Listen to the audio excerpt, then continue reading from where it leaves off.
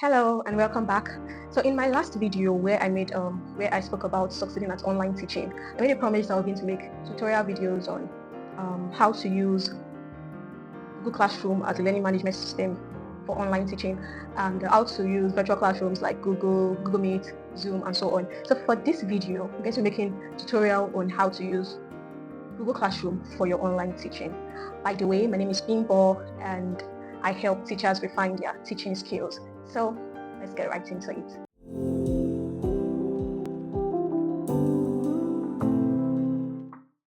If you're new to Google Classroom, you'll be seeing exactly this screen. So you don't have any class yet. So you want to create a new class, you want to join a class. So this create a new class is for the teachers, while join the class is for your students. So if your students are also new to Google Classroom, this is what they will see first, and then they can click whether they want to join the class, then put in their details, and then you're able to join the class. Or if it's for the teacher, you create a new class. So this is going to pop up, and it will pop up most especially if you're using a personal email and not a school email or something. So you would have to accept. Please read it. I've read it as I'm just clicking on it. Read and understand, then continue. So now you will be asked to create this information, provide this information. What is your class name? What is the section? What is the subject? What is the room? So for me, I just like to go with putting everything on the same line. So it could be Miss Rachel's basic science class or Miss Rachel's biology class.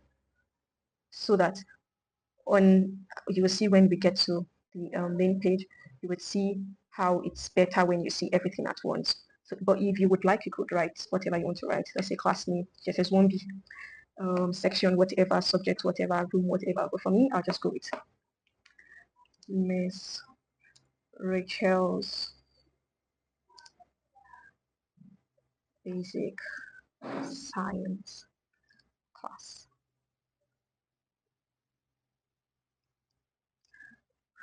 So great.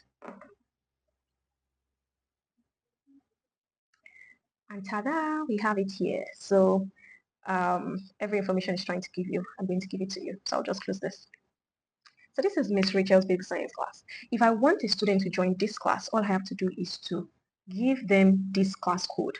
So once they click on join a class, they go to this class code and then they come to Miss Rachel's basic science class.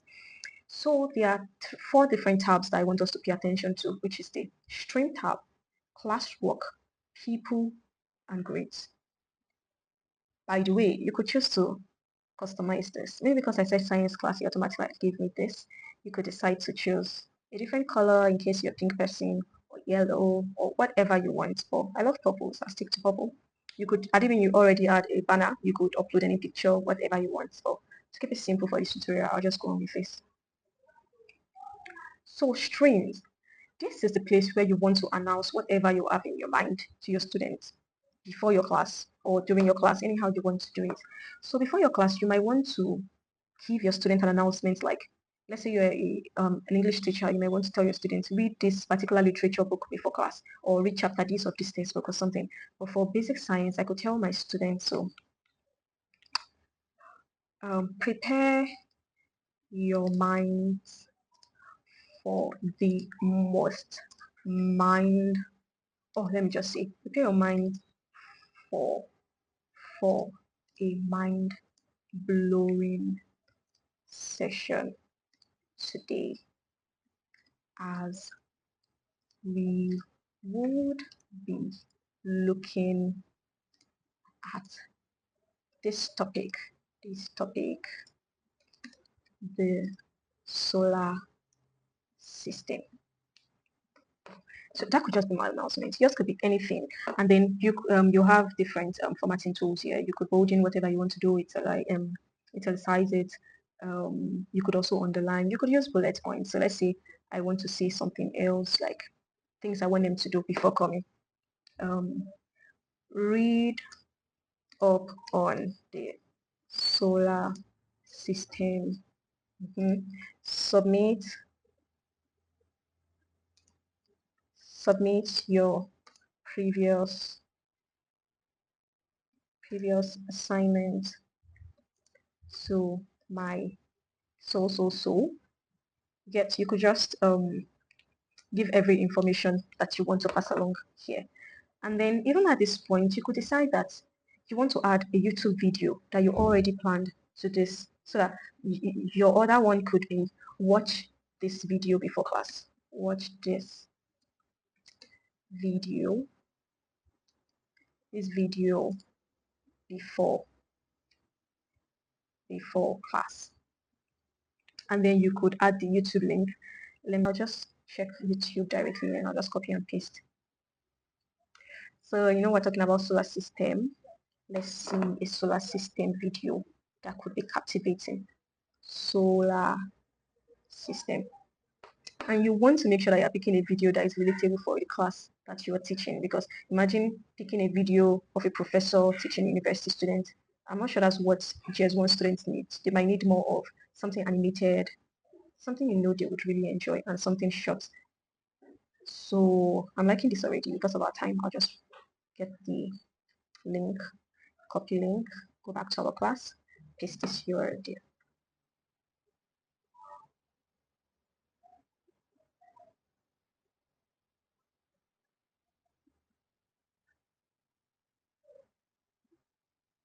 So now that's set, you can see that it's showing here. So now I'll just add the video to the class, to the announcement. So they know that they have to watch this video before they come to class. So that way they are prepared, right? They submit the assignments, they have to read up on this before class. So, and then you can decide to add a file. Let's say before you had made a document on this topic, you can upload it from wherever, whether it's on your drive, or I'm not sure I have such on my drive, or I have a classroom folder. So you could, okay, I don't have anything here. But if you are prepared ahead and you have something you want to share with them, you just have to upload it. And it will be right on the announcement page. It could also be a link. So basically you have a range of options that you can choose from. So now it's time to post.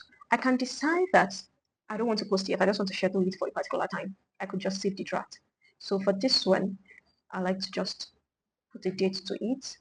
So I could say, let it be posted by 12 p.m. So schedule. So that is it. So once your students get into their own Google Classroom by 12 p.m., they'll be seeing all your announcements and they know what they need to do next before class. Okay. Then your students also get to respond on the announcement. So you might want to go to the streams settings, whereby you want to choose, can my students comment? If you have few students, you can leave this turned on where they can post and comment on the streams of the class. But if you know you have a lot of students, I would advise that you make it in such a way that they can only comment, or you can only be the one posting. If not, everything will just become so rowdy, and then students that are just coming in will not be able to find the specific announcements that was made.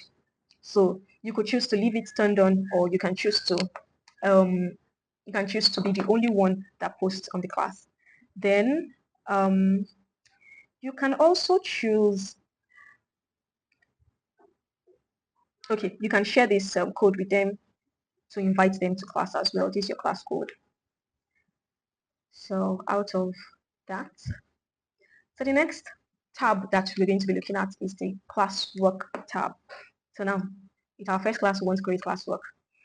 So after you've created the announcement, so that I can put a flow to this, you've created an announcement on the streams.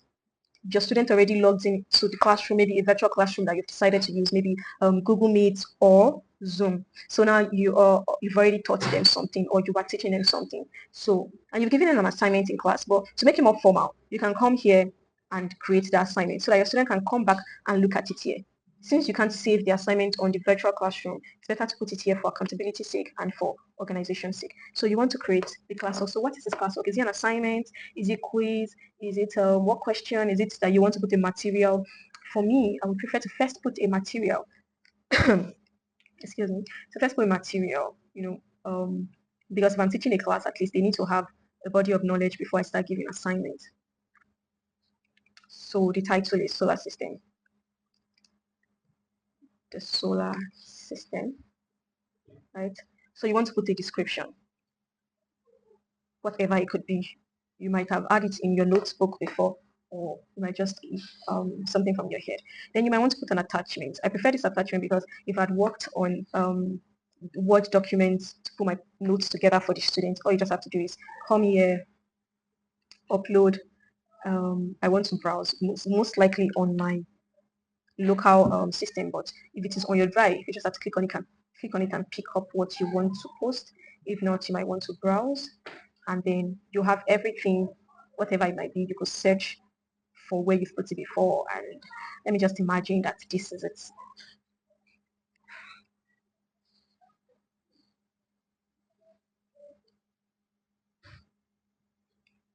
So now the classwork, sorry, the notes, the material for the day is already uploaded. They have the topic, they have the material. Your description could be actually, this is the note for today, just so that they are reminded. And then you've attached that. Here you could also stick with a video. Maybe you have another video that would explain what you have taught them in class even better. You could attach that video here. So let's say you already have the link, and then you add your video. So they have the notes, they have the video to watch. So now, who are we assigning this particular material to? All your students. Remember that this is material, so we're assigning to all your students. It's only if you don't want some students to have this material, but obviously you want all your students to have this. So they're saying no topic. No, of course we have a topic. We are talking about solar system. So, and then we post. Again, do you want to post right away? Do you want to schedule it? Do you just want to save it? No, we want to post. Post. So now you see we have created a classwork. So again, that was just the assignment. Sorry, that was just the material. So now you could decide that you want to create an assignment. You want to create an assignment. So again, what are we talking about? The solar system. Sorry. So, okay. So what is the instruction? Attempt all questions and give detailed explanation. It could be anything. Okay, so here you could so let's say the first question is what is the solar system? The second question could be, I already have this, so I'll just paste it. Identify the order of the planet, describe their characteristics. Let me make each of them in bullet points so that you know it's one question.